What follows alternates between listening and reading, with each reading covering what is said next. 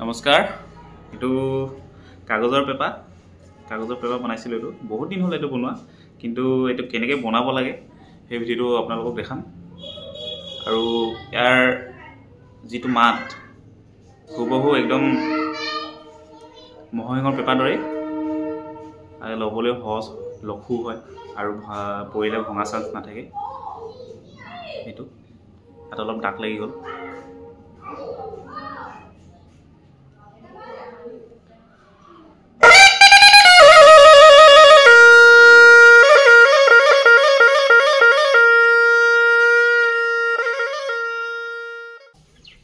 মাটিৰে এনেকৈ এটা বনাই ল'ব লাগে প্ৰথম এনেকৈ এইটো শেপত তাৰপিছত ইয়াতে মাৰিটা লগাই দিব লাগে এনেকৈ গোলকৈ বনাই ল'ব লাগে পুৰা মহৰ শিংটো নিচিনাকৈ আমাক বস্তু কেইটামান প্ৰয়োজন হ'ব এইটা হ'ল কাগজ এটা পেন ব্ৰাছ এটা চেলো টেপ আৰু এটা আঠা এতিয়া মাটিৰে বনোৱা এই শিংটোৰ ওপৰত চেলো টেপটো মেৰিয়াই লওঁ যাতে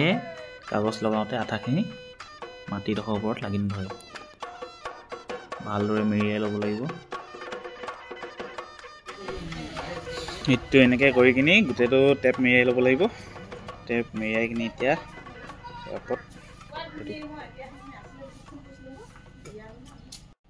কাগজখিনি এনেদৰে ফালি ল'ব লাগিব যাতে আঠা লগাতে সহজ হয়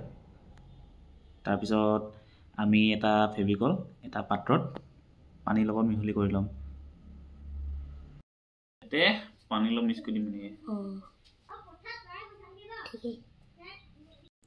এতিয়া ইয়াৰ ওপৰত অলপ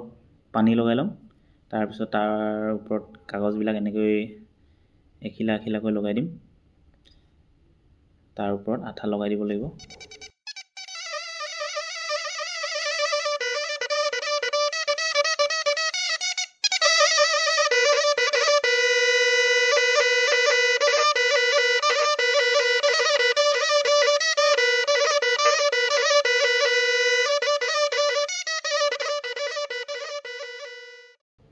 এতিয়া আমি বনাই লোৱা আঠাখিনি ইয়াৰ ওপৰত লগাই দিম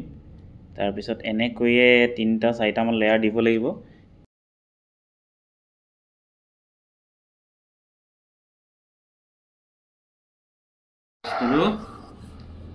এতিয়া এনেকৈ গোটেইটো মেৰিয়াই ল'লোঁ ইয়াক এতিয়া অলপ ৰ'দত কিছু সময় ৰাখি থ'ব লাগিব আধা ঘণ্টা বা 40 মিনিট এনেকৈ ৰাখি থ'ব লাগিব যাতে অলপ শুকাই যায় তাৰপিছত কাগজৰ পেপাৰটো তাৰপিছত এনেকৈ ধৰি উলিয়াই আনিব পাৰি এইটো চাব পাৰে সম্পূৰ্ণ গোল ধুনীয়া আৰু মানে একেবাৰে মহৰ শিঙৰ নিচিনা ইয়াক ৰাখি থ'ব লাগিব ৰ'দত এতিয়া যাতে ই পুৰা টান হৈ যায় এইটো এনেকৈ বনি যায় এতিয়া এইটো ধুনীয়াকৈ শুকাব লাগিব টান হ'ব দিয়া ইয়াৰ ওপৰত কালাৰ কৰি দিলে মানে পুৰা মহৰ শিঙৰ চেপত আহি যাব এই দুটা ধুনীয়াকৈ ৰ'দত এদিন ধুনীয়াকৈ শুকাই থ'ব লাগিব শুকাই কিনি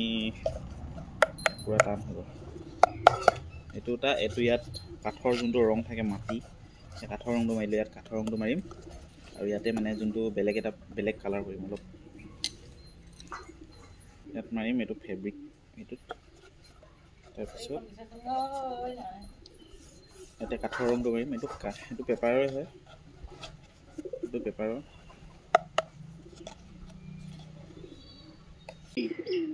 কালাৰ কৰিবলৈ আছে দেখিছে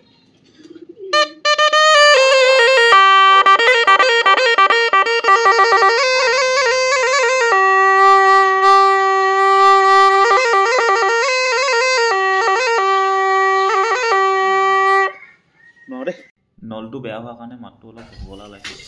এইটো এতিয়া ইয়াত কালাৰ কৰিম ৰ'দত অলপ সময় শুকাই থৈ দিলে হ'ল ধুনীয়াকৈ